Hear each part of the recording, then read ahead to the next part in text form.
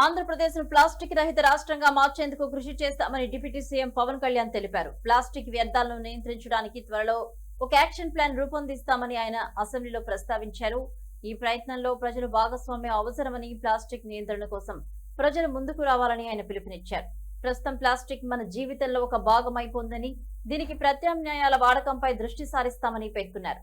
అదేవిధంగా ఫ్లెక్సీల వాడకం విపరీతంగా పెరిగిపోయిందని, రాజకీయ నాయకుల నుంచే ప్లాస్టిక్ నియంత్రణ ప్రారంభం కావాలని పవన్ కళ్యాణ్ సూచించారు. తిరుమలలో ప్లాస్టిక్ నిషేధం క్రమశిక్షణలతో అమలవుతోందని, అదే స్ఫూర్తితో ప్లాస్టిక్ రహిత ఏపీని సాధిస్తామని తెలిపారు. ఈ సంస్కరణలను ముందుండి నడిపిన గౌరవ కేంద్ర ఆర్థిక మంత్రి శ్రీమతి నిర్మలా సీతారామన్ గారి కృషి ప్రత్యేకంగా అభినందనీయం. జిఎస్టి మండలి 56వ సమావేశంలో వాటిని ఆమోదించింది. గౌరవ ముఖ్యమంత్రి శ్రీ నారా చంద్రబాబు నాయుడు గారి రాష్ట్ర ఆదాయాలకు ప్రత్యేకించి అనేక సందర్భాల్లో ముఖ్యంగా జిఎస్టీ వచ్చిన తర్వాత గౌరవ ముఖ్యమంత్రి గారు సందర్భంలో అన్న మాటలు, రాష్ట్ర ఆదాయాలకి నష్టం కలుగుతున్నప్పటికీ కూడా సామాన్యుల ప్రయోజనాల కోసం విధానాన్ని మనం బలంగా సమర్థించాలని చెప్పి ఈరోజు వారు కూడా దీన్ని బలంగా సమర్థించారు అధ్యక్షత.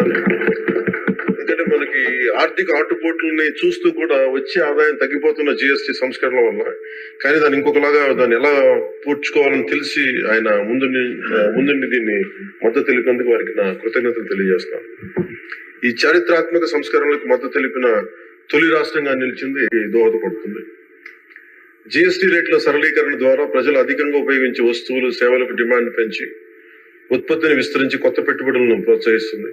తద్వారా ఆర్థిక వృద్ధికి దారితీస్తుంది. నిజంగా ప్రజలకి